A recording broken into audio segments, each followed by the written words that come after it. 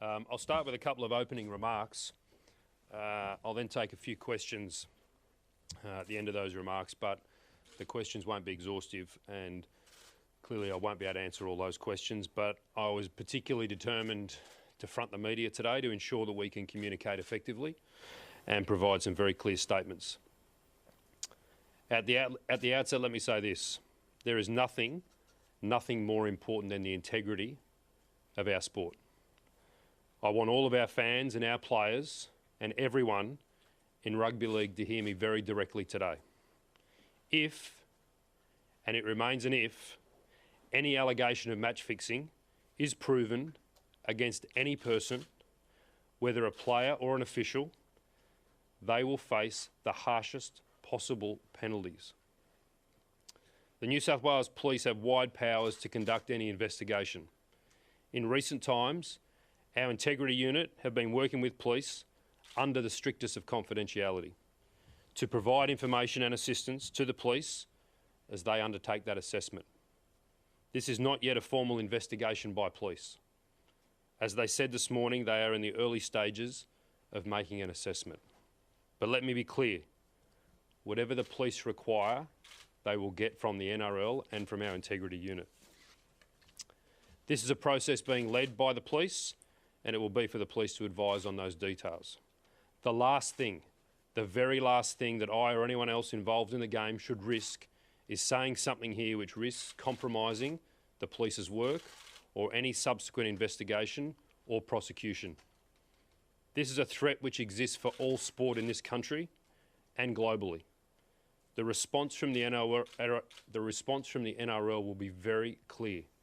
If any allegations are proven, then we will ban anyone found guilty for life. I'm not going to prejudice the investigation work of the police by commenting on any specifics. I can say this definitively.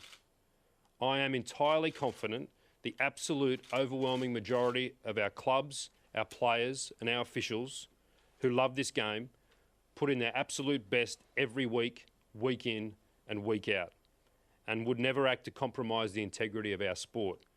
I know it means too much to them, to their families and to their fans to ever contemplate doing anything to damage our game. The best of the best were on show last night, and each week I am confident that our athletes put in their all. We should be very careful today not to cast a pall over all of our game because of some suggestions of illegal activities.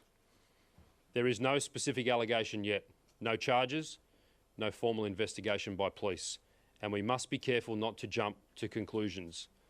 But again, I want to state very clearly, if, and at this point it is if, such an issue is proven, we will take whatever action is necessary to protect the game and to ensure that those who've damaged it play no part in it. This is a professional sport. We run the world's best rugby league competition, and our job is to protect and to promote our sport.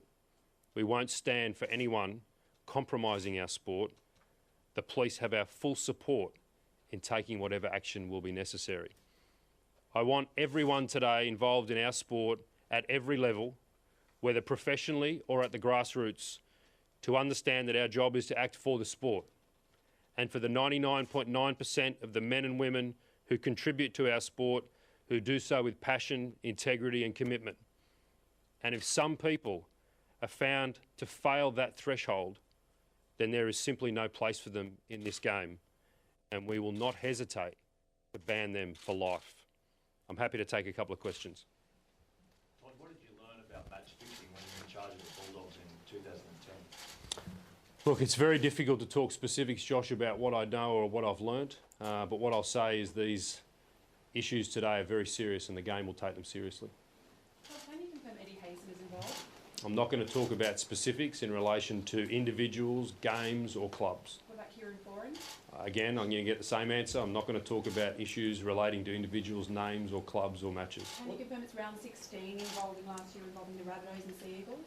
I'll say it for the third time. I'm not going to say anything specifically about games or matches or individuals. How long have the NRL been aware that there may be a police outcome to looking at games from last year? Or The NRL Integrity Unit deals with a range of matters. and they have good communications with a range of agencies, and that communication will be ongoing. It has been ongoing.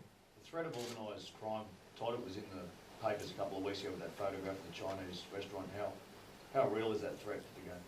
I think it's a threat for every sport in this country, and clearly we have to learn as we progress to make sure that we're well protected as a sport. Is this the final outcome of links with organised crime? I don't think so. I think what we've got to do is continue to work with the police and to understand what they're investigating, and they'll get our full support to do so. How can the game be better protected? There are a number of measures that the integrity have been looking at and will continue to look at. But again, this is not the forum to debate those. Todd, did you expect the confirmation from police today? No. What about the number of, can you say how many players are implicated in the moment, Todd? No, I can't. I don't have those details. How disappointing is it to sit up there again today after, State of Origin last night, the front page is on Sam Friday in his comments last night, 10 years. Must hurt you. Look, we'll always confront issues in rugby league. It doesn't get away from last night having more than 4 million people watching State of Origin and us having one of the great contests on the field. But we'll always deal with issues, and what you'll see from the NRL is we'll deal with them, we'll front up, and we'll manage them the best we can. There will always be issues for us to deal with.